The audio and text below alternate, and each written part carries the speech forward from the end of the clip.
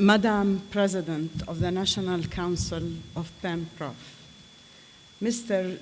General Secretary of FENPROF, Mr. General Secretary of Education International, members of the National Council of FENPROF and representatives of educational unions from all over the world, ladies and gentlemen, bon dia, sabah al-khair, salam alaikum. It is a great honor to be with you today to commemorate the 15th FENPROF Congress. Mabruk, congratulations. It is heartwarming for me to be among teachers, students, professors, but also fighters for the rights of all to good education.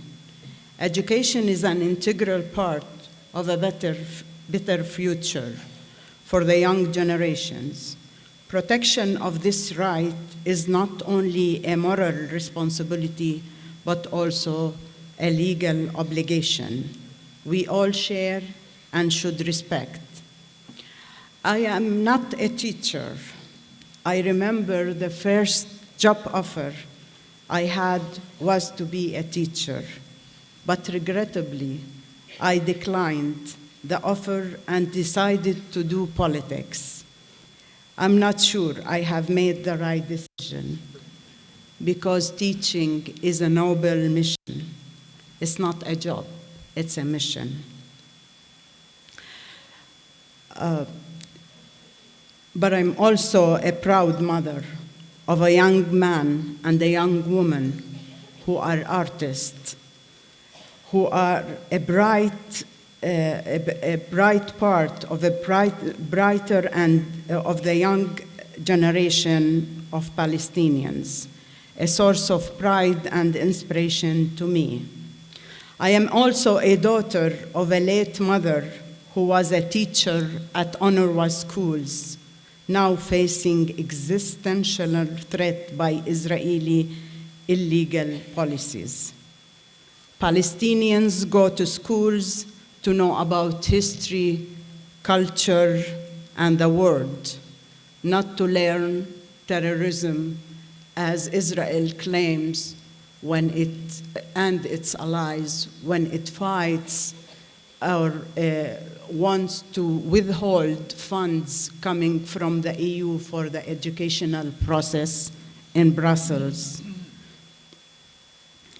Every year, we Palestinians commemorate the Nakba on the 15th of May, the catastrophe, the predicament of the Palestinian people. The Nakba, which is ongoing, is a systematic act of displacement and transfer of the Palestinian people from their homeland with the aim of wiping our existence, history, culture, and creating the world's longest-running refugee problem. For us, Nakba is not just about the forceful displacement that took place in 1948. It is our collective memory about how our grandparents, parents, and some of us lived before the expulsion of many Palestinians into refugee camps and the diaspora. It is the stories about the land of oranges, the institutions, the land of oranges, orchids, the sea, the villages, the trade, the train line. It is naming our daughters streets, institutions after lost places such as Jaffa. It is also the horror stories about the massacres, the breaking of families, the loss of livelihoods, and the loss of property and land.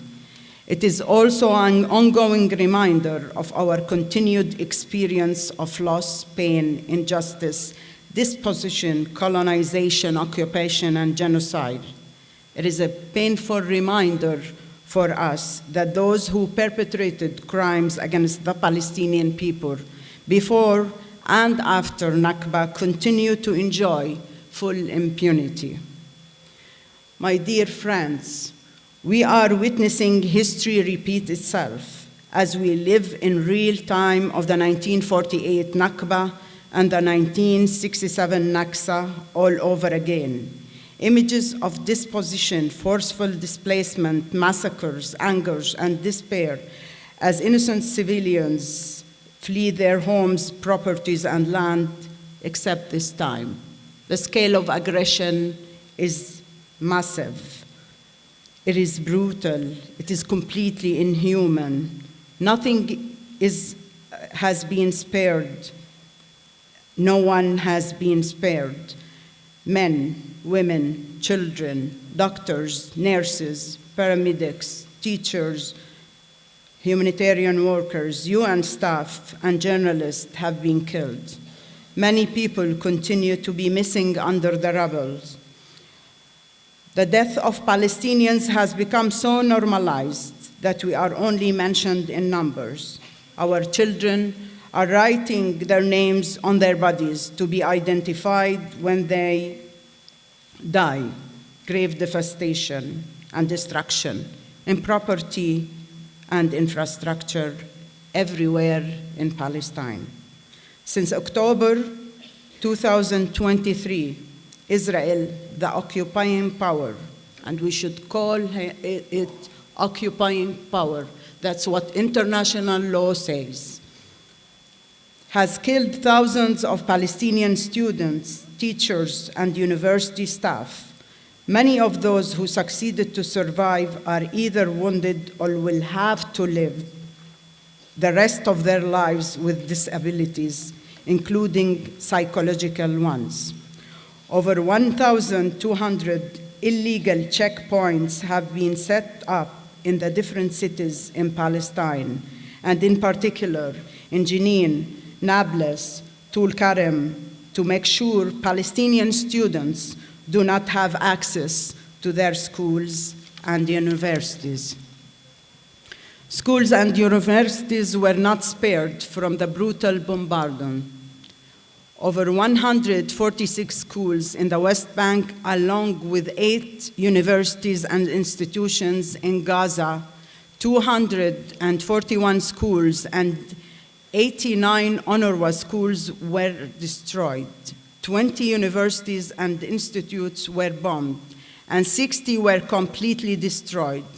6 UNRWA schools in East Jerusalem were forced to close after Israel's null and void decision to ban UNRWA from exercising its mandate in accordance to international law. But since when Israel is committed to its obligation under international law? As Mr. Philippe Lazzarini, the UN Commissioner General, said, storming schools and forcing them shut is a blatant disregard of international law.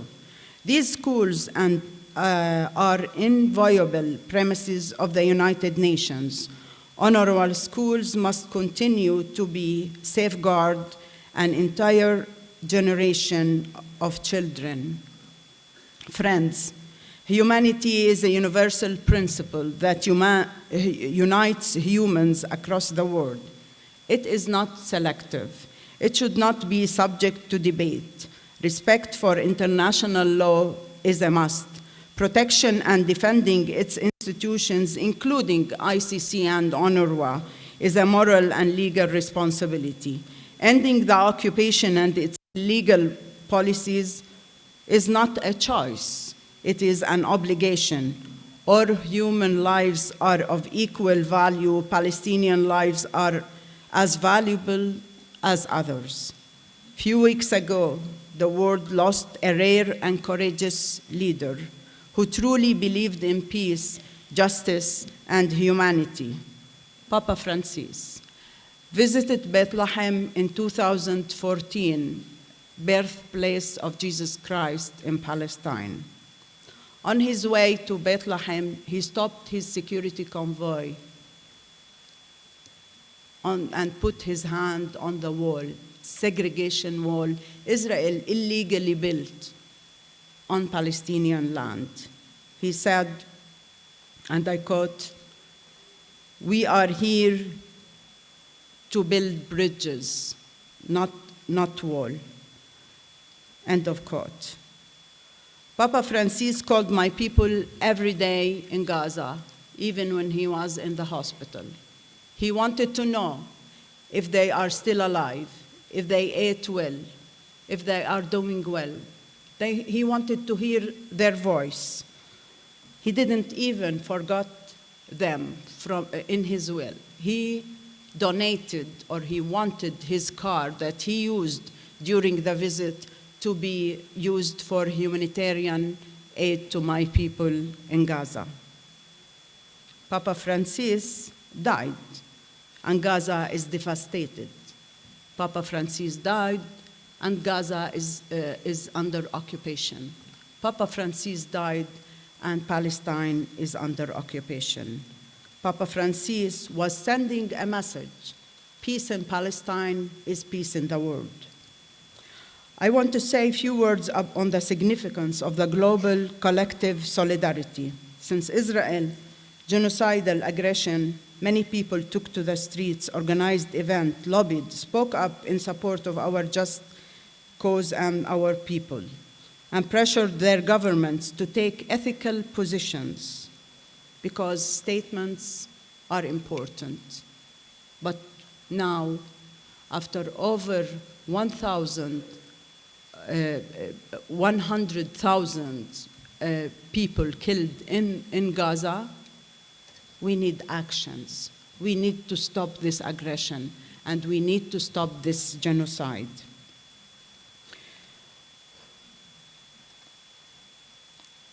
Your support shows that the struggle for justice and equality is universal, bringing people together against oppression, discrimination, and racism. I want to end by mentioning two examples. The war is ugly. It's painful because it has a lot of loss and bitter feeling. Two things that when I always mention them, despite that they are very painful, I know how we Palestinians are steadfast, how we are resilient, and how we do not give up. The first example is for a child, student. I don't know when his last time he went to school, or even if he's still alive. He was waiting on the line for a bakery shop to buy a piece of bread. And the bakery shop was bombed. He ran to pick up his piece of bread full of blood because it was his only survival. And he picked it up.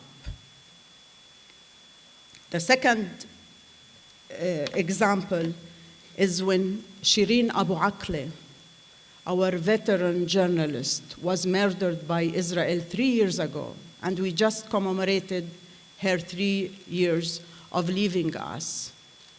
She was dead. A young man, despite the heavy shooting, was around her body to protect her body from being stolen from the Israeli occupation forces. That's us, Palestinians. That's us, steadfast and resilient. I thank you for your support, and thank you for your voice. I thank you for being here and standing with the right side of history. Thank you very much. Thank you.